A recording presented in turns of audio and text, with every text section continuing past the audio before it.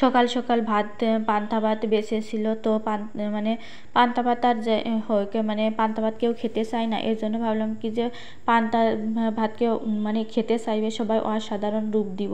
তো পান্তা ভাতের জন্য এই যে অনেক কিছু আয়োজন করে নিয়েছি, এখানে পেঁয়াজ দিয়ে আলু ভেজে নিয়েছি, আর এখানে পান্তা ভাতটা ধুয়ে নিয়েছি ভালো করে, আর এই যে এখানে ডিম ভেজে নিয়েছি ঝুরু ঝুরু করে। তো ভাজা হয়ে গেছে ডিমটা, এখন ভাতগুলো দিয়ে দিব, দিয়ে ভালো করে হচ্ছে ভেজে নিব। তো পান্তা ভাতের যদি এত আয়োজন করি তাহলে ভালো ভাতের জন্য কী রকম আয়োজন করি তাহলে বুঝতেই পারছো। তো পান্তা ভাত যদি এভাবে ভাজা যায় তাহলে ফেলে না দিয়ে একদম চেটে ফুটে সবাই খাবে, এতটা পরিমাণে ভালো আর স্বাদ লাগে। তো আলু দিয়ে দিলাম, তো আলু দিয়ে ভালো করে ভেজে নিব। তো পান্তা ভাতটা খেয়ে দিয়ে তার মানে ভাজা ভাত খেয়ে দিয়ে স্কুলে চলে গেছিলাম। স্কুল থেকে বাড়িতে চলে আসার পরে এই যে একটু ঢং করছিলাম, তো ঢং করতে বেশ ভালোই লাগে। তালের ক্ষীর রান্না করেছি দুধ দিয়ে, তো কে কে খাবে চলে এসো।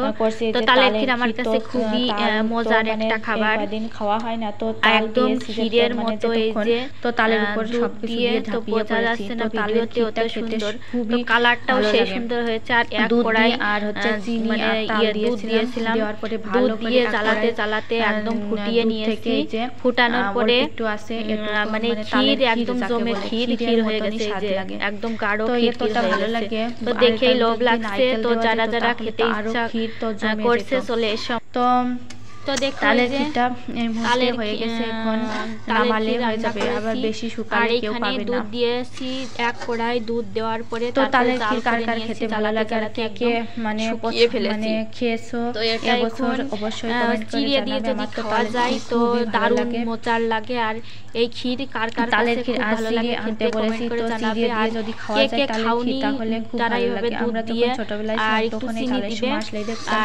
যে ফেনা ভাত আর হচ্ছে তাল রান্না করে খেয়ে দেখো খুবই সুন্দর আর মজার প্রতিদিনই একই খাবার খেতাম, তাল পোড়া আর হচ্ছে ফেনা ভাত। তো সেই মানে খেতে বেশ ভালোই লাগতো, কিন্তু এখন আর খাওয়া হয় না, সেই দিনগুলো খুব মিস করি। তো তালের ক্ষীর আর ফেনা ভাত দিয়ে আমি এখনো মানে শুকাই, তাহলে একদম বেশি শুকিয়ে যাবে, এটা এখন নামিয়ে নিব।